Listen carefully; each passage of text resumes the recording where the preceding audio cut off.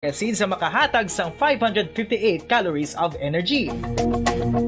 Ini ang manggaranon sa proteins, fats kag fiber. Nagaunod man ini sang vitamins kag minerals, kaangay sang iron, calcium, magnesium, phosphorus, zinc, kag madamo sang iban pa. Ang liso sang kapayas, ang manggaranon sa monounsaturated fatty acids like oleic acid. Nagaunod man ini sang polyphenols kag flavonoids nga mabaskog nga antioxidants.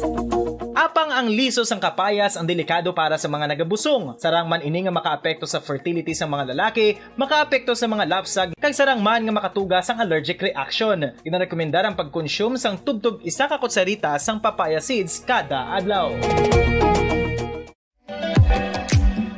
Mga kabombo, ilabiligid sa mga kababainhan. Kung ikaw magtulog, nagasuksok ka bala sang bra o kung wala. Madamo ang mababayi ang wala nagasuksok sang bra kung sila ang magtulog. Magluwas nga ini ang komportable para sa ila. Isa sa mga rason kung nga madamo ang wala nagasuksok sang bra kung magtulog, amo ang kahadlok nga makaangkon sang breast cancer. Kangawa nga hindi magdako kag mapunggan sini ang pagkupos sang dughan. Apang suli sa ginapatihan sang kadamaan, wala sang medical evidence nga nagapamatuod nga malain ang pagsuksok sang bra. Depende sa kadakuon sang dughan. Ang pagsuksok sang bra ang makalimit sang breast movement nga makabulig sa pagpamagaan sang breast pain kag nagatuga pa sang mas komportable nga pagtulog. Bangod wala sang major benefits ang pagsuksok sang bra samtang nagakatulog, wala man ini sang major negative nga konsekwensya. Ang importante, matinlo kag masami ini nga ginalabhan agon nga malikawan ang mga skin issue tugas sang balhas kag bacteria. Makatuga man sa pagsakit sang ulo ang mobile radiation. Ang masami nga pagsakit sang ulo ang mahimo magresulta sa migraines, irritation, manubo nga productivity kag creativity sa trabaho. Mahimo man ini nga makapaluyas sang immunity sang lawas. Ang masami nga pagka-expose sa radiation ang makapaluya sa immune system gani magadako man ang risgo nga makaangkon sang trangkaso, masami nga pagsakit sang tiyan, mahinay nga pag-ayos sang pilas kag madasig makabatyag sang kakapoy. Ang tuman nga exposure sa radiation, ang makatuga man sang fertility issues. Ang mataas nga radiation, ang makaguba sang pila o kung sang tanan nga egg cell sa mga ovaries sang babayi, nga mahimo magresulta sang infertility o kung hindi na makabata, kag magtuga man sang early menopausal. Nagatuga man ini sang short-term memory loss.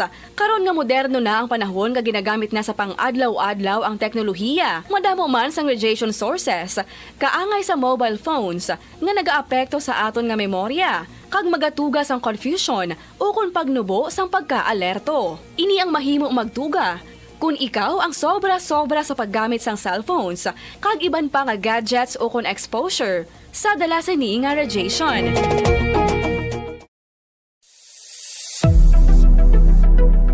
Nakahibalo bala kamo kung nga ginatawag bilang miracle liquid ang gata sang lubi? Well, ini bangod nga madamo sang mahatag nga amazing benefit sa ang coconut milk sa aton nga lawas. Suno sa pagtuon sa mga dermatologist, ilabi na gid sa kay Dr. Rahul Nagar sang Max Healthcare Institute Limited, isa ka hospital chain nga nabase sa New Delhi, India, nga napamatud-ana nga may amazing benefits ang coconut milk sa aton buhok, guya kag panit. Ang gata sang lubi manggaranon sa vitamin C, E, B1, B3, B5 kag B6 kalakip ng iron, selenium, sodium, calcium, magnesium kag phosphorus. Coconut milk also contains good concentration of lauric acid, isa ka medium chain fatty acid nga nag-convert sa monolaurin sa aton lawas. Ang monolaurin isa naman ka compound nga nagaangkon sang antiviral kag antibacterial properties. Kaangay sa pagpati ka ginhimo sa aton nga katigulangan, ilabirigid sang aton mga lola. Napamatudaan man sa research nga may maayo nga madulot ang pagnusnos o kun pagmasad sang aton scalp kag buhok sa ulo gamit ang gata sang lubi. Ini bangod nga nagapa-restore sang pagka-dry, brittle kag pagka-damage sang aton buhok kaangay sang split ends. Ang coconut milk ang may ginaangkon nga excellent moisturizing properties nga makadulot sang good nourishing effect. Uy, makabulig man patubo sang buhok ang gata sang lubi lubi bangod sa mga essential nutrients sa pag-angkon sang healthy, shiny hair. Ginpanugyan nga mag-apply sang homemade coconut milk sa aton buhok. I-gentle massage ini sa sulod sang 3 to 5 ka minutos kag padasunan sa pagbutang sang hot towel. Pagkatapos sang 20 minutos, shampoohan ini. Samtang maayuman nga makeup remover kag facial scrub ang coconut milk upod sa olive oil. Hindi lamang nga ginatinluan sini ang aton guya, ginanourishman sini ang aton skin deeply. Apang, importante nga pahanumdum. Rub it gently. Maayuman nga cleanser ang gata sang lubi bangod may antibacterial properties ini makabulig sa pagtapna sang pagtubo sang punggod kag acne sa aton guya. The fats in coconut milk do not clog pores, thereby preventing acne. Samtang ang gata sang lubi epektibo man sa paghatag sang alibyo sa sunburns bangod sang ginaangkon nga anti-inflammatory properties sini. Ang coconut milk napamatud-an nga makapaayo man sa mga skin ailments bangod sang excellent moisturizing effects sini sa dry skin conditions kaangay sang eczema, dermatitis kag psoriasis. Ang natural fatty acid sa gata sang lubi ang makabulig sa dry kag irritated skin kalakip na nga ginakakas sini ang mga harmful bacteria sa aton panit. Ano pa ang ginahulat nyo? Maggamit na sang homemade nga coconut milk for it really works wonders.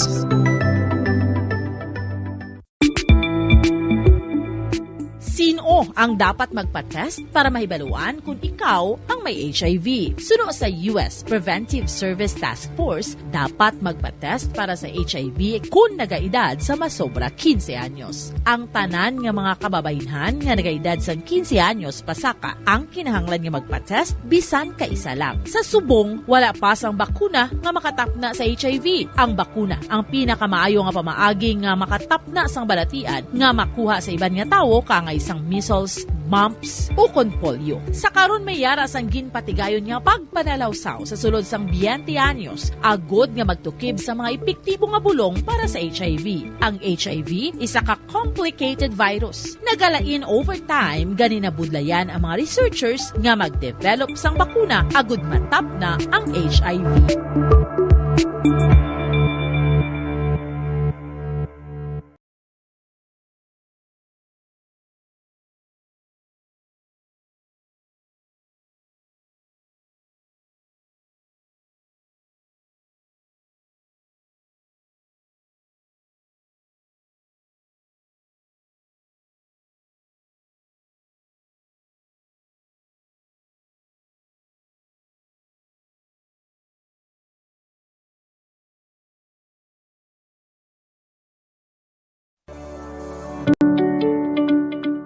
Road safety tips suno sa Centers for Disease Control and Prevention. Madamong nagaplano nga mag-long ride. Gani yan ang pinaka mga road safety tips suno sa Centers for Disease Control and Prevention. Tsekyaron ang salakyan o kung motorsiklo antes ka magbiyahe agad ka masiguro nga nakondisyon ini. Hindi mag-drive kung yara sa idalom sang impluensya sang alcohol o kung drugs. Hindi man pagpahanugutan nga mag-drive ang miyembro sang pamilya kung nakainom ini sa makahulubog na ilimnon. Kung ikaw ang nakainom sang alcohol kag nakainom sang anuman nga bulong nga nagapalingin sang ulo, hindi mag-drive. Sa baylo, magtawag sang taxi o kung makisakay sa mga kakilala agod nga maprotektahan ang kaugalingon kagiban pa sa dalan. Likawan ang mga distractions samtang naga-drive kangay sang paggamit sang cellphone agod mag-text, email o kung mag-access sa social media. Ang pag-send o kung pagbasa ang makakuha sang atensyon sang driver sa dalan sa sulod sang pinakasegundos kung sarin mahimo makatugas sang insidente. Ang hilway nga pag-drive ang nagakinahanglan sang full attention. Check yaron man ang weather conditions antes mag-drive.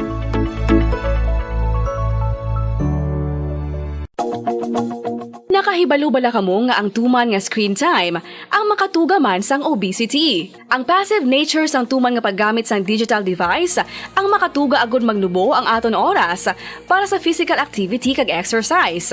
Ini ang naga-contribute man agud magdugang ang aton bugat. Ilabi na kung kita ang naanad nga magkaon sang snack samtang nagababad sa screen. Kasunod sa obesity amo ang risgo sa mga chronic diseases kaangay sang type 2 diabetes, heart disease kag cancer. Santo sa research ang pagbabad sang malawig nga oras sa pagpungko kag paggamit sang digital devices ang magapasaka sang insulin kag blood glucose levels kasubong man makatugas ang pag-accumulate sang tambok sa aton nga bloodstream o kon kaugatan. Bumburadyo Bacolod Philippine Standard Time, 5 minutos na nakaligat stock ng alas 6 sa aga. Mayong aga syudad sa Bacolod, probinsya sa Negros Occidental sa bugos ng Pilipinas sa bugos nga kalibutan. Welcome na sa pagpangalagad sang Bombo News and Views Morning Edition. Adlaw kita sang Biyernes, petsa 6 sa bulan na sang Enero sining ito'y 2023. Kagkaroon, kadto kita sa aton nga mga headlines, sa aton nga balita lokal. Director sang Police Regional Office 6 nagasuporta sa panawagan ni DILG Secretary Benhur Abalos Jr. nga magpasa sang courtesy resignation. Taxi operators in Negros Occidental, aminado nga nag-improve ang numero sa mga pasahero sang tuig 2022 kung ikumparar sa tuig 2021.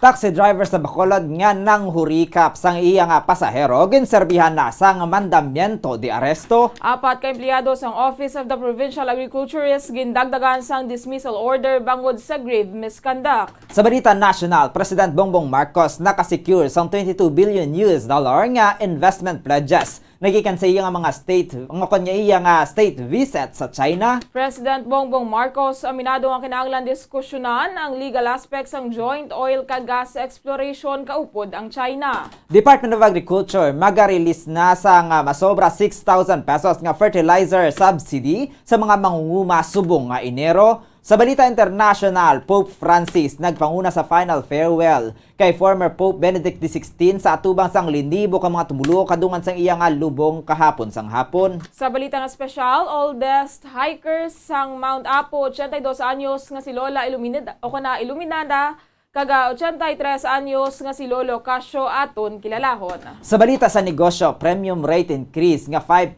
sa 2024. Magapadayon santo sa Universal Healthcare Law. Sa balita sa Inampang, 8th Division World Champion Manny Pacquiao kagkaribal sini nga si Floyd Mayweather Jr. ginalantaw nga mag-aaway sa ring sa Japan. Sa balita sa entertainment, Chris Aquino kag bata sini nga si Bimbi magapaidalom sa medical check-ups. Sagod nga mahibaluan kon ginpanubli sang anak ang iya nga balatian. Oras sa Bumburadyo Bacolod Philippine Standard Time, 7 minutos na nakaligistak ng alas 6 sa aga.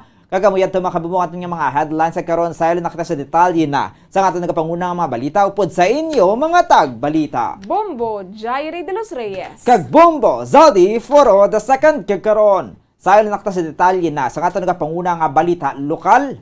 Ginasuportahan sa Director sa Police Regional Office 6 ang panawagan ng Department of the Interior and Local Government o DILG Secretary Benhur Abalos Jr. nga magpasa sa courtesy resignation ng mga colonels kay generals bilang kabahin sa internal cleansing sa Philippine National Police batok sa illegal nga droga. Sunod kay Police Brigadier General Leo Francisco. Siya ang magasunod kag magasubmit sa luyag sang gobyerno kag hamba ini nga handa ini nga magpaidalom sa investigasyon. Sunod kay Francisco siyang nakapirma na sa sulat kay ginahulat na lamang ang iya mga kaupdanan sa PRO6 bangod kinahanglan nila nga magpasa as a group. Sunod sa iya makikita ini sa iyang mga personnel sa PRO6 kag dululungan sila nga magapaidalom sa proseso. Samtang ginpahayag naman sini nga tubtob nga wala gina-approve ang ilang nga sulat. Magapadayon ang trabaho sa mga ini. Sunod diri apisar nga hanging sa karon ang iyang pagka-regional director siguroon sini nga iyak unahon ang general welfare sang Western Visayas.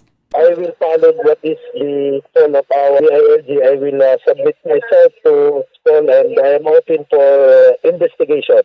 Nakapag-submit na po kayo, sir? Nakapagpirma na ako. Hinihintay ko na lang yung mga kasama ko sa PRO6 dahil we have to submit it as a group. Ang kabayan sa pagpayag ni PRO6 Regional Director Brigadier General Leo Francisco. Samtang nagapati ang spokesperson sa Negros Occidental Police Provincial Office nga wala nagkulang ang pagtrabaho sa mga kapulisan, angot sa illegal nga droga nga nagresulta sa pagkakumpiskar sa masobra milyones nga balor sang droga sa probinsya. Sa interview sa Bombo Radio kay Police Lieutenant Judices Catalogo, nakapatigayon sila sa pinakamadamo nga operasyon kag pinakamadamo man nga nakumpiskar nga illegal nga droga. Ining nagapakita ang NOCPO nagatrabaho sang husto sa pagtapna sang illegal nga droga sa probinsya. Iya man ginpahayag nga isa sa dako nilang achievement ang mga pag-aresto sa mga suspetsado sa syudad sang Silay, kung sa din ila nakumpiskar ang milyones nga balor sang illegal nga droga, kasubong man ang nakumpiskar sa syudad sang Victorias kag Banwa sang Hinubaan. Sunod kay Catalogo, ila naman na dismantle ang mga grupo nga nagapatigayon sang transaksyon sa balalagyan na isang illegal nga droga. Apang iya man nakita nga masami sa mga arestado ang nagabiyahe pasulod kagwa sa probinsya para magbaligya sa droga nga nagikan sa Metro Manila. Sunod diri padayon ang ilang trabaho sa anti-illegal drug campaign nga sa karon ila ginaman gina-monitor ang masunod nga strategiya sa mga suspisado. Inexplikar man sini nga bangon sa pagbalik sang sugar milling operation sa probinsya, ginalantaw ini nga mayara na sa ikasara nga mga tawo nga magbakal sang illegal nga droga. May pinakadamo nga operations kasi na nagpadamo-damo nga na-confiscate nga illegal drugs diri sa aton. This only shows that the DPNP, Canopo, in specific, we're doing our mandate against the drug. Isa-isa gani kadlaw, we have the 21 million previously silay. And also the same as what we are also confiscated nga marijuana ito sa Hinabaan, almost 1 million. And the same also with the Victoria, kita nato ng aton komunidad, syudad, yun nagatawag na peace and order and safety. Nabatian si Police Lieutenant Judices Catalogo spokesperson sang NOCPO. Samtang ginpahayag sang presidente sang taxi operator sa Negros Occidental o Contono nga nag-improve ang numero sa mga pasahero sang 2022 kung ikumparar sa tuig 2021 apang tuman naman ang pagsaka sang presyo sang gatong sang tinalikdan nga tuig. Suno kay Mario Eusebio sang 2022 sila nagulat nga mapasaka ang flag down kag ini ang natigayon sa 5 pesos apang wala man sang may nag-apply bangod kinahanglan pa nga magpadulong sa opisina sa Land Transportation Franchising and Regulatory Board o CONELTI FRB sa Iloilo kag sila ang mas magastuhan pa. Sunod diri sa bahin sa mga operators nakapasa man sila sang boundary nga kapin nakapasaka man sila sang boundary nga kapin 100 pesos. Tubtob 150 pesos ang 2022 bangod medyo maayo naman ang biyahe sa mga drivers. Aminado ini nga gamay ang 40 pesos nga flag rate. Kasubong man nga nagapakinahanglan sila sang nga mag-upgrade sang ilang units. Nagalaman mga ini sa tuig 2023. Matagan sila sang subsidies kag mapanubo ang presyo sang gatong. Bilog nga 2022 naton sa taxi industry, masiling naton nga so far, doon nag-improve compared sa 2021. Galing, gabi ang pagsaka sang gatong sang fuel sining 2022. So, unang isa ka nga nag-factor nga nag-igod kung saan pang aton nga industry sa taxi. Ang kabayan sa pagpahayag ni Mario Eusebio, ang presidente ng taxi operator sa Negros Occidental. Nakahunong na sa karon ang taxi driver nga nag-viral matapos ng hurikap kag nang kumukumo sa leg sa mabayi nga pasahero sini sa Agosto tuig 2022 matapos ginserbihan sang warrant of arrest. Sa interview sa Bombo Radio sa taxi driver nga si Ramon Lumra, nagpangayo ini sa pasaylo sa iya pasahero kag ginpahayag nga ang Ginoo na lamang nakaibalo sang tanan. Suno kay Lumra nagakinadlawanay pa sila sa nga duha sadto susulod sang taxi kag sa ginuyog siniyang paas ng biktima nagkadlaw lamang ini. Sunod diri wala ini nakaibalo nga nagavideo gali ang babayi kag in-post ini sa social media. Wala man sini ginabi nga nadlok sa iyang pasahero bungod pirti pa ang kadlaw sini sang ila ginaistoryahan. Sunod sa iya sang tinalikdan ipapreso siya kung tani sa iyang asawa apang hindi magbato ng mga pulis bangod wala sang warrant of arrest. Sa karon naserbihan na ini sang warrant of arrest kag nakahunong na. Ang kadlaw na yung mga mayo mo lang istorya na namon. Oo. Point nga amo to na video Ti wala mo malo nga video siya gali amo na nga ti sorry lang gid nga naamo to. Amo naman gid na mo. Ngayon lang ko sorry.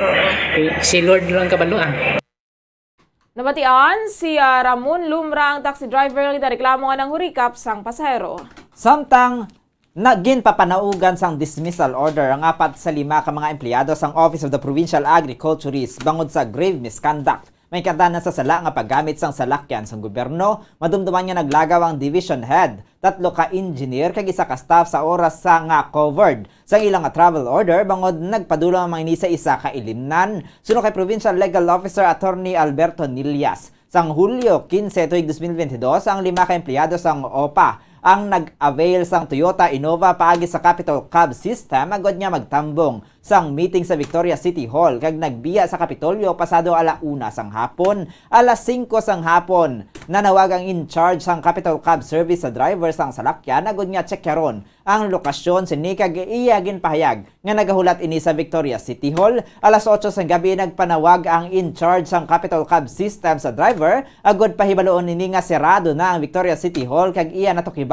nga nagainom ang 5 ka empleyado sa isa ka eatery sa Victorias. Sangin padulungan sila sa driver sa eatery. Nagpangakig kag naghaboy pasang malain nga tinaga ang division head batok sa driver. Sila nakabilik sa Bacolod alas 9 na sa gabi. 4 sa mga ini nagpasa sang position paper kag matapos ginusisa sang provincial legal office. Sila nakitaan nga guilty sa grave misconduct kag ginrekomendar ang dismissal order sa mga ini nga ginpermahan naman ni Governor Bong Lacson sang Enero 3. Sanday Engineers German Abihay, Ramelo Letran, Riza Palacios kag staff nga si Maria Luisa Abano ang hindi man makabaton sang retirement benefits kag gindagdagan man sang accessory penalties nga cancellation of eligibility, perpetual disqualification sa pag-uyat sang public office, kag pagdumili sa ila nga magkuha sang civil service examinations, samtang si Engineer Jimbo Garzola naman ang mas ginpili nga magpaidalan sa hearing nga sa karon nagapadayon pa. Nagalaom naman si Nilias nga ini ang magaserbe nga ehemplo sa mga empleyado sang gobyerno nga hindi mag-abusar.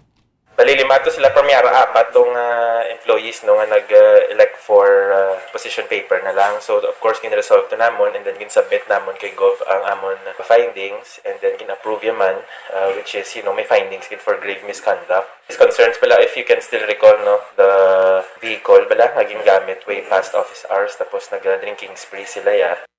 Ang kabayan sa pagpayag ni Provincial Legal Officer Attorney Alberto Nilias.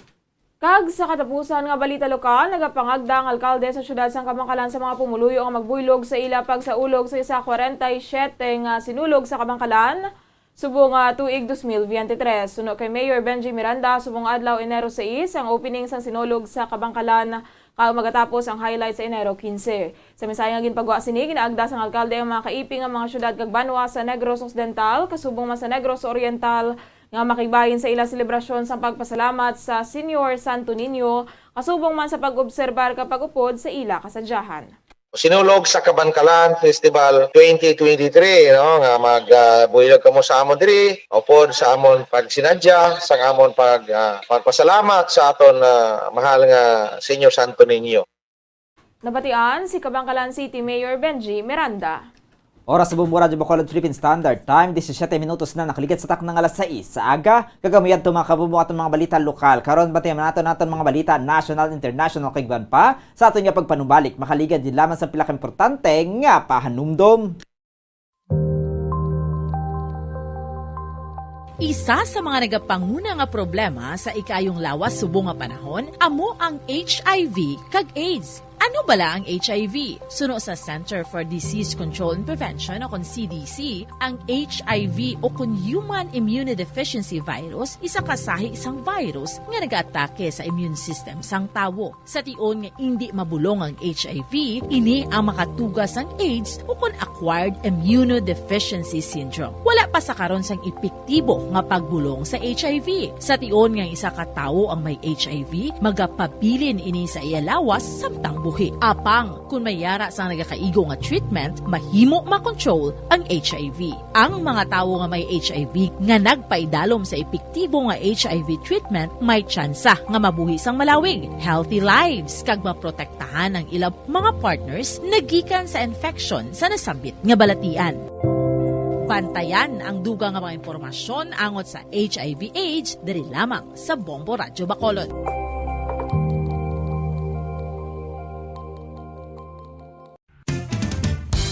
Ang coconut milk o kon gata ang ma-extract gikan sa unod sang lahing sang lubi. Ini ang madugay na nga ginagamit bilang ingredient sa mga dessert, soups kag sauces. Kung ikaw ang nagabatsyag sang bone o kon joint pain, maayo para sa imo ang diet nga manggaranon sa gata. Ang gata ang sara makabulig sa pagpanubok sang Bumbu Radyo Bacolod Philippine Standard Time, 18 minutos na nakaligat sa taknang alas 6 sa aga. Balikin na kita sa aton yung pagpangalaga diri sa Bombo News and Views Morning Edition. Antes natin nga katuan ang aton mga balita national, international kagiban pa. Aton danay hibaluon ang aton dalagan sang panahon sa aton nga weather update. Gikan sa aton nga Bombo Weather Center upod kay Bombo Macy of Amen. Ira sa piyakalinya, Bombo Macy, please come in. Yes, Bombo Zalde, kag mga kabombo, subong nga Biyernes ang shear line ang makaapekto sa eastern sections sa Southern Luzon kag Visayas samtang ang northeast monsoon o kon amihan ang magapekto naman sa nabilin nga bahin sang Luzon. Maeksperiensyahan ang magalumon nga kalangitan nga may lapta-lapta nga pag-ulan kag pagpanagoob sa Bicol region Mimaropa, Visayas, Caraga, kag Quezon tuga sang shear line. Samtang ang Metro Manila, Cagayan Valley, Cordillera Administrative Region, nabili niya bayan sang Calabarzon, Aurora, Nueva Ecija, kag Bulacan ang makaeksperyensya sang magalumon nga kalangitan nga may pagulan tuga sang northeast monsoon. Ang nabili niya bayan sang Luzon ang makaeksperyensya sang magulugal-umon tubtub sa magalumon nga kalangitan nga may mahinay nga pagulan dala sang northeast monsoon. Ang nabili niya bahin sa Mindanao ang maka-eksperyensya sang magulugal-umon tubtob sa magal-umon nga kalangitan nga may tumalagsahon nga tsansa sang pagulan kag pagpanaguob dala sang localized thunderstorms. Mabatyagan ang kasarangan tubtob sa mabaskog nga huyop sang hangin sa bilog nga pungsod padulong sa naminha na sidlangan tubtob na sidlangan. Ang baybayon mangin makasarangan tubtob sa mabaskog ang pagbalod. Samtang para santad sang temperatura diri sa Bacolod City, 24 to 30 degrees Celsius, 81% nga tsansa sa pagulan, ang hangin na may kabaskugon nga 2.5 km per hour nga may heavy intensity rain. Metro Manila, 24 to 29 degrees Celsius, 34% nga tsansa sa pagulan, ang hangin na may kabaskugon nga 0 km per hour nga mostly cloudy. Lawag, 24 to 31 degrees Celsius, 69% nga tsansa sa pagulan, ang hangin na may kabaskugon nga 4.1 km per hour nga may broken clouds. Tacloban, 23 to 28 degrees Celsius, 98% nga tsansa sa pagulan, ang hangin na may kabaskugon nga 1.8 km per hour nga may overcast clouds. Davao, 23 to 32 degrees Celsius, 100% nga tsansa sa pagulan, ang hangin na may kabaskugon nga 1.5 km per hour nga may broken clouds. Ang adlaw nagbutlak alas 6:08 sa subong aga, kag magatunod alas 5:40 karon sapon. Para sa weather update, ini si Bombo Macy of Famen para sa Pabansang Radyo ng Pilipinas, consistent overall number 1 sa Bacolod. Basta Radyo, Bombo! Oras sa Bombo Radyo Bacolod Philippine Standard Time, 21 minutos na nakalikat sa tak ng alas 6 sa aga. Kagamiyad to mga kabombo aton nga weather update, kikan sa aton nga Bombo Weather Center upod kay Bombo Macy of Famen. Kakaroon sa ilan nakita sa detalye na sa aton nga pangunang balita nasyonal. Nagdangat sa kapin $22 billion ang balor sang investment pledges nga nasiguro sang Pilipinas gikan sa China. Si President Ferdinand Bongbong Marcos Jr. ang nakikita sa Philippine Media Delegation antes ang iya nga departure pabalik sa Manila kahapon sang udto samtang sang aga. Siya nakigbahin naman sa roundtable meetings kaupod sa mga Chinese business leaders kag investors kung sa diin ng mga ini ang iya nga giniingganyo nga mag-invest sa Pilipinas. Sanggid pamangkot na hanungod sa investment pledges nga nasiguro gikan sa China, sabat sang presidente nga nagdangat sa kapin $22 billion ang pledges for investment. Patag sini nga pila ka mga investments ang nagsugod na sa pagtukod kag pagbukas sa mga opisina sa Pilipinas. Sunod kay Presidente Marcos, madamo na sa mga pledges ang may back-up na nga concrete action sa pungsod kung sa diin ang iba na nakakuha na sang permits para masuguro ang construction sa negosyo. Gayun pakigbahin sa Chief Executive nga ang mga nasambit nga mga investment pledges ang ginalakipan sang panibago nga mga areas kang isang produksyon sang minerals, battery kag electronic vehicles. Sunod diri kinahanglan nga mapakita sa mga potential Chinese investors nga maayo nga tikang ang pag-invest sa Pilipinas. Payag ni Presidente Marcos nga ang kaangin nga mga investments ang importante karon nga amat-amat na nga nagapadulong sa green economy hindi lang ang Pilipinas kundi ang ekonomiya sa kalibutan. Kinpayag man sang presidente nga ang mga investment pledges ang saranga makahuman sang napulo kalibo tubtob 30,000 nga mga trabaho. I am pleased to inform you that there has been an overwhelming response from the Chinese business community on the investment and trade opportunities in our economy. The various Chinese companies participating in these meetings presented their investment plans in the Philippines totaling $22.8 billion and trade purchase intentions of close to $2.1 billion. Ang kabayan sa pagpayag ni President Ferdinand Bongbong Marcos Jr. Samtang ginatahag ni President Ferdinand Bongbong Marcos Jr. nga may mga legal issues pa, kinahanglan diskusyonan may kangtanan sa ginapropose nga joint oil and gas exploration kaupod sa China sa West Philippine Sea. Antes magbalik sa Manila, ginpayag ni President Marcos nga ang Philippine government ang naghingyo sang sovereign rights para sa potential joint exploration. Sunod diri ang mayor nga issue sa nasambit nga butanga mo ang diferensya sa soberanya kag sovereign rights. Dugang pasini nga sovereign rights ang ilang ginahingyo kung sa diin sila ang wala nagademand sang goberanya sa nasambit nga mga lugar. Patag sang presidente nga ini ang kinahanglan pa sang dugang nga negosasyon apang naglaom ini nga sinasambit nga direksyon magapadulong ang paghinunanon. Suno kay President Marcos ginpahayag na sinika Chinese President Xi Jinping ang oil and gas exploration ang importante para sa ekonomiya sa Pilipinas. Payag sini nga nakahangop ang liderato sang Chinese government nga ini ang importante nga bahin sa ekonomiya sa Pilipinas gani nagpromesa ang mga ini nga pagabuhaton ang masarangan agod nga makahuman sang kasugtanan.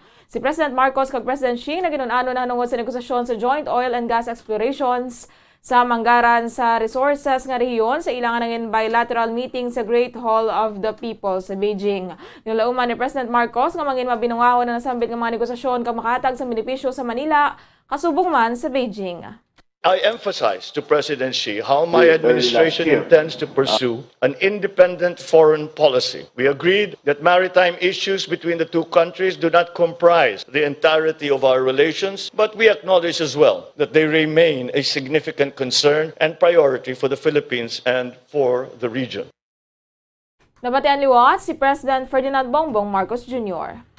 Samtang kasunod sa pagdangat sa 8.1% sa inflation rate sa Disyembre 3, 2022, ginatag ni President Ferdinand Bongbong Marcos Jr. ang panginahanglanon sa pagpaimprobar sang produksyon, partikular na sa mga agricultural products. Ginangot man ni Presidente Marcos ang mataas nga inflation rate sa tuman kadamo nga importasyon. Samtang yara sa Beijing, China, ginpayag sang Presidente nga 38% sa inflation. Ang yara sa gihapon sa agricultural products, samtang 11% naman ang sa gatong. Bangod sini, patag ni Presidente Marcos nga importante nga masolusyonan ang produksyon. Patag sini nga bangod sa masami nga pag-import sang inflation gikan sa mga gina-import nga produkto ang nagakadala sa Pilipinas. Dugang pa sa presidente nga ang agricultural products kag fuel nga sa karon amang may pinakamataas nga inflation rate ang dapat nga tutukan. Suno kay National Statistician kag Philippine Statistic Authority kon PSA Chief Claire Dennis Mapa.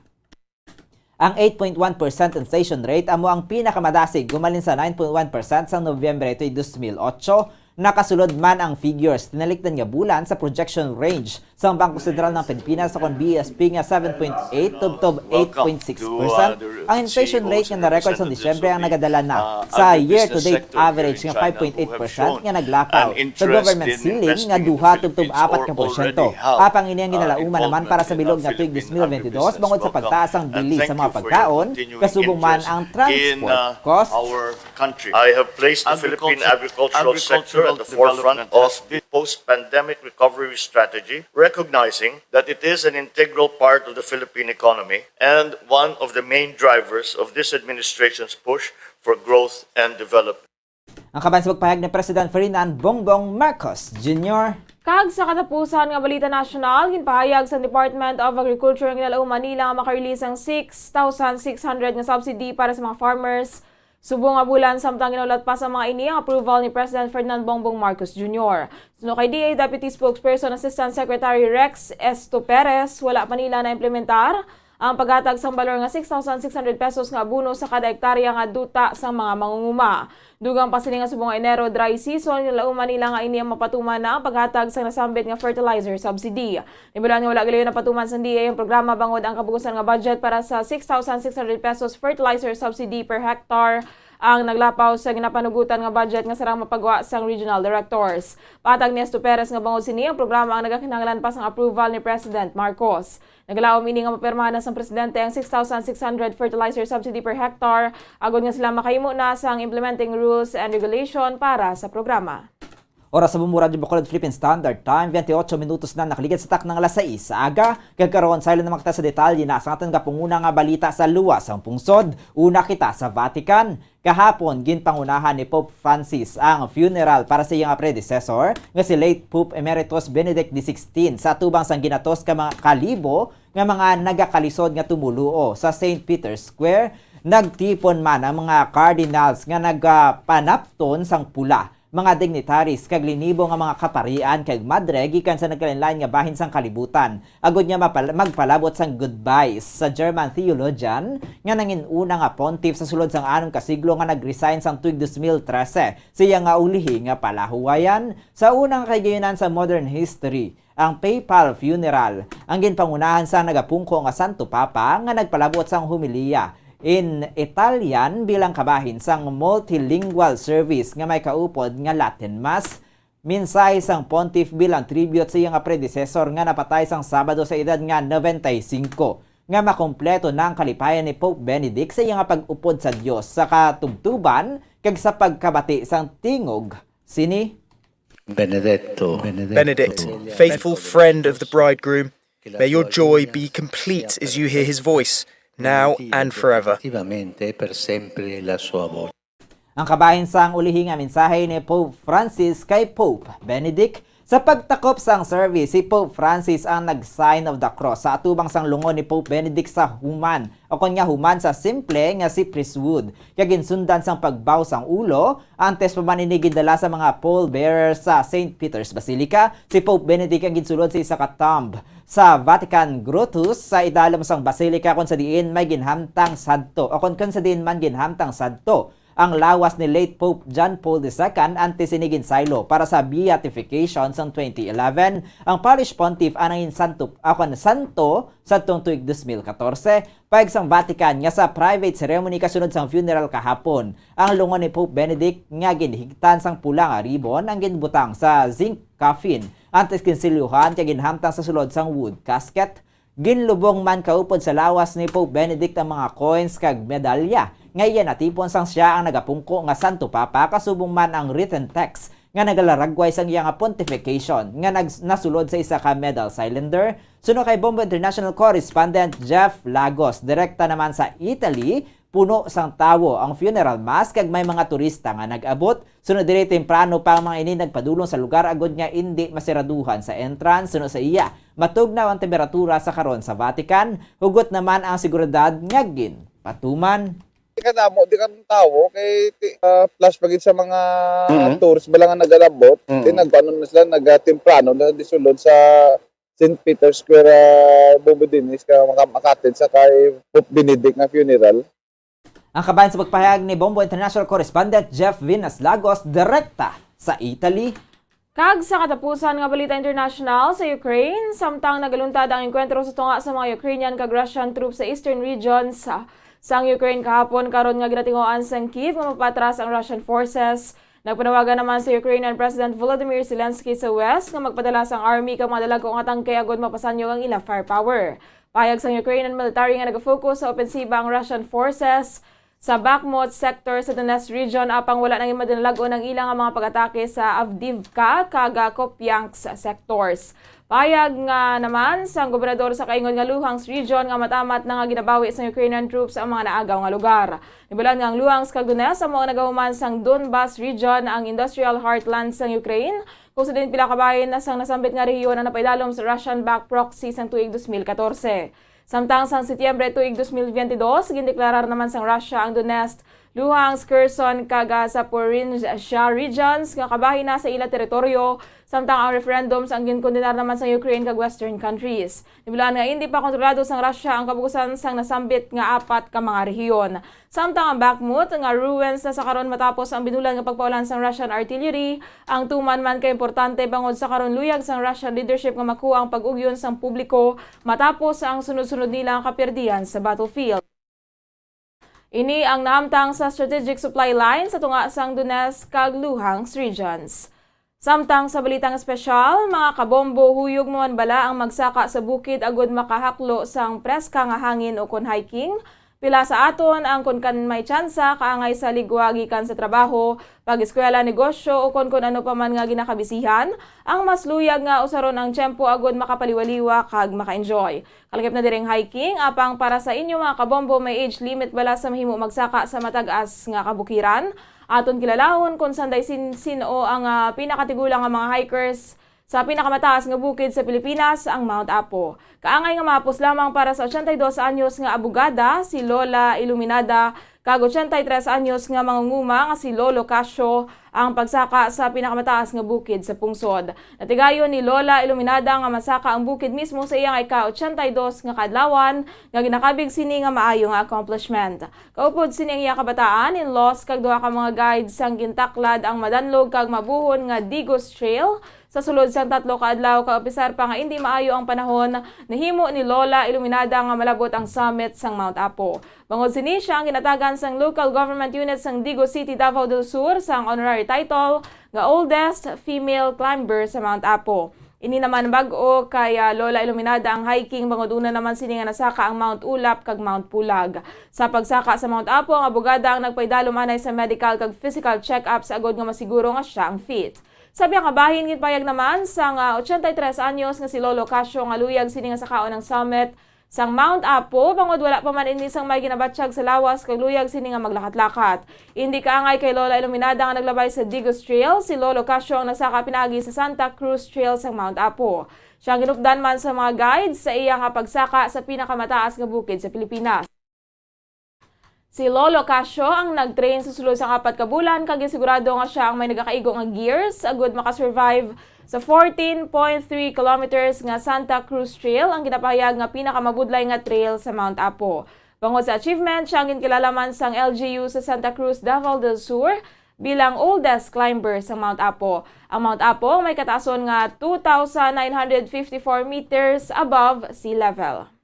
Oras sa Bumbu Radio Bacolod Philippine Standard Time, 35 minutos na nakaligid sa tak ng alas 6 sa aga. Karon sa ilan na makita sa aton nga balita sa negosyo. Ginatag sang PhilHealth nga magapadayon ng premium rate increase nga 5% sa 2024 bukod din ang ginmando sang Universal Healthcare Law o UHC Law na ibaluan nga sang nagligan nga adlaw ginmando ni President Ferdinand Bongbong Marcos Jr. sa PhilHealth nga isuspend anay ang premium rate increase subong nga bulan. Yari ang report ni Bombo Gracelyn Lobaton. Ginpahayag sang PhilHealth nga ang premium rate increase nga 5% sa 2024 santo sa mando sang Universal Healthcare Law ang magapadayon santo sa plano. Magluwas lamang kung magpamatok diri si President Ferdinand Bongbong Marcos Jr. Ini ang ginpahayag ni PhilHealth's Acting Vice President for Corporate Affairs, Ray Balenya, pesar nga nagmando sang damlag lang si Marcos sa suspension sang 4% nga premium rate hike sini nga tuig nagikan sa 4% kasubong man ang adjustment sang income ceiling padulong sa 90,000 pesos nagikan sa 80,000 pesos. Suno kay Balenya ang ginsuspende sang presidente ang para sa tuig 2023 kag wala sang abiso kun instruction para sa masunod nga tuig. Suno diri kun mangin maayo ang tanan kag wala sang mangin abiso ang presidente madayon santo sa schedule sa Universal Healthcare Law ang 5% nga premium rate kag ang ceiling ang mangin 100,000 pesos. Para sa foreign exchange rate, sunod sa Bankers Association of the Philippines, ang US dollar ang may baylo nga 55 pesos and 75 centavos. Samtang sunod sa Bangko Sentral ng Pilipinas, ang Singaporean dollar ang may baylo nga 41 pesos and 77 centavos. Ang Hong Kong dollar naman ang may baylo nga 7 pesos and 16 centavos. Samtang ang euro ang may baylo nga 59 pesos and 39 centavos. Ang Saudi Arabian rial ang may baylo nga 14 pesos and 90 centavos. Samtang sa average ang presyo sa produktong petrolyo nagikan sa Shell, Caltex kag Petron stations, sa unleaded may rasang 62 pesos and 85 centavos, tubtob 67 pesos and 60 centavos. Sa premium naman, 63 pesos and 35 centavos, tubtob 68 pesos and 30 centavos. Samtang sa diesel, 64 pesos and 17 centavos, tubtob 69 pesos and 75 centavos. Para sa balita sa negosyo, ini si Bombo Gracelyn Lobaton para sa Pambansang Radyo ng Pilipinas, consistent, overall, number 1 sa Bacolod. Basta radyo, Bombo! Samtang sa ato naman nga balita sa hinampang, kadungan sa iya nga pagbalik sa ring. Ginalantaw sa mga analyst nga mahimo nga mag-atubangay sanday 8th Division World Champion Manny Pacquiao kag karibal sini nga si Floyd Mayweather Jr. sa Japan. Yari ang report ni Bombo Fons Espino. Ginaplanuhan sa Japanese fight promoter nga si Rizan nga liwat nga mangin makasumpong sa ring sa nagpamasang kamaob Manny Pacquiao kag karibal sini nga si Floyd Mayweather Jr. Lunsay retirado na ang duha ka mga boksingero apang suno sa veteran sports analyst nga si Attorney Ed Tolentino. Pwede nga patawangon sa Rizan ang duwa sa isa ka exhibition match. Suno kay Tolentino, si Mayweather ang anay kliyente sang Rizan na gani posible nga ini ang isa ka script nga ginaplanuhan sang organisasyon para kay Manny Pacquiao. Sang damlag lang ginanunsa ni Pacquiao nga siya ang nagperma sang one fight deal sa Rizan. Ginauman nga liwata nga maghampang ang Filipino champ sa first quarter sang 2023 matapos ni ginluto si DKU sa isa man ka exhibition sang nakligad nga bulan sang Disyembre. Kag ato sa nga mabalita sa patag sa Inampang, ini si Bombo Ponce Espino para sa Pambansang Radyo ng Pilipinas, consistent overall number 1 sa Bacolod. Basta Radyo, Bombo! Kag sa balita sa entertainment, magapaydalom sa medical check-ups sanday Chris Aquino kag bata sini nga si Bimbi agod may baluan kung ginpanubli sini ang iya balatian agod nga matagan sang solusyon samtang temprano pa kon mayara gid man. Yara ang chika ni Bombo Grace Lynn Lubaton. Si Chris Aquino sa iya mga fans kaging pahayag nga siya kag ang bata sini nga si Bimbi ang tala na nga admit sa hospital. Ginpasalamatan ni Aquino ang iya mga followers sa ila paglakip sa iya kag sa iya mga kabataan sa pagpangamuyo kag ginpahayag nga mas kinahanglanon nila ini sa masunod nga semana. Suno kay Chris, kinahanglan sini nga magpaidalom sa confinement sa sulod sa pila ka gabi para sa iya full medical assessment. Suno diri si Bimbi kag si Josh ang nagpaidalom sa primary immunodeficiency genetic testing bangod lunsay ang mga ini nga mayara sang kaangay nga blood type kay Chris sa iya mga utod kag sa ila iloy nga si Cory. Suno kay Aquino, siya ang isa ka firm believer nga mas maayo nga mahibaluan ang resulta sang mas temprano kung sa diin available pa ang mga solusyon. Suno sa iya, pagkatapos sining magbantay kay Bimbi, siya ang iga-confine sa sulod sang 5 ka gabi agod i-confirm ang iya previous diagnosis nga mayara ini sang 4 ka autoimmune conditions ang insakto kag agod nga may baluan kung mayara pa ini sa ikalima bangod sa iya recent blood panel. Gintapos ni Chris ang iya post sa pagpabutyag sa pagpasalamat sa handler sang iya fan account bangod sa pagka-compassionate kag consistent sini. Para sa balita sa entertainment, ini si Bombo Grace de Lubaton para sa Pambansang Radyo ng Pilipinas, consistent overall. Number 1 sa Bacolod, Basta Radyo, Bombo! Oras sa Bombo Radyo Bacolod Philippine Standard Time, 40 minutos na nakaligid sa tak ng alas 6. Aga kagamuyad to mga kabambo ang kabugusan namon niya pagpangalaga diri sa Bombo News and Views Morning Edition. Adlaw kita sang Biyernes. Petsa sa sa bulan na sang Enero sinitig 2023. Kagkaroon, standby naman kita sa aton masunod nga programa ang Bombo Report 2nd Edition upod kay Bombo Erlin Bayunita. Sa katapusan, kami na inyo ng intag balita. Bombo Jairi de los Reyes. Kag Bombo Zaldi Foro II para sa Pambansang Radyo ng Pilipinas. Consistent. Overall number 1 sa Bacolod. Basta Radio. Bombo! Samtang sa ato naman niya Bombo News Analysis ang padala sa aton maukod niya tagpalamati pagbasahon ni Bombo Daniel Lecciones may tigulo, courtesy resignation. Imahin sang PNP ang liwat nga nadagtaan. Kamalamalahan sang pila ka mga opisyal ang natugiban. Amo gali nga illegal drugs ang budlay tapnaon. Kay may mga colonel ka general nga amo ang nagapayong. DILG Secretary ang nairita. Naubos na ang iya pasensya. Madamo na abi ang ginkasuhan. Apang ini ang nagakadismiss gid lamang. Gani courtesy resignation sa tanan nga mga colonel ka general iya ginmando. Pamaagi agud nga ang yara sa listahan mapalos sa pwesto. Kay wala man giningadlan, paagi sa pagbaton sa ila resignation, dira ni naton kag may baluan. Kabay pa nga ang ini nga pamaagi ang maga-epekto. Matiluan ang organisasyon kag madula ang mga sindikato. Kay tubtob nga hindi mabungkag ang ila nga grupo, illegal nga droga ang pagtapna wala sang futuro. Ang ini nga pangunang-una ang pananawa ng ginpadala ni Crescenciano Pama sa Barangay Sumag, Bacolod City. Ang hair fall o kung pagkaunot sang buhok. Ang hair fall ang isa sa mga problema sa mga babayi. Ini ang masami nga nagaka-eksperyensyahan kung nagapanghusay o kung nagapaligo. Paano ini bala matapna? Likawan ang mga hairstyles nga nagabutong sa buhok kaangay sang hugot nga pagpamungos o kung hugot nga braids. Likawan man ang mga hairstyling tools nga may matas nga init bangod maka-dehydrate ini sa hair follicle kag ginahimo sini vulnerable sa damage. Ang buhok ginadumilian ang paggamit sa mga kemikal sa buhok o kunang pag-bleach sini. Ginarekomendar ang paggamit sang shampoo nga mild kag nagakadapat lang agud magkakas sang higko sang excess oil. Kung magpanghusay, magamit sang mahumok nga brush nga himo sa natural fibers. Sa masami kung kita ang nagakaon sa luto nga kapayas, una naton ginapahigad ang liso. Apang nakaibalo bala kamo nga madamo man sang nutrisyon nga makuha sa liso sang kapayas. Medyo mapait kag peppery ang sabor sini. Abang ang liso sang kapayas ang sarang man nga makaon paagi sa pagpamaladiri kag pagpudpud. Ang 100 grams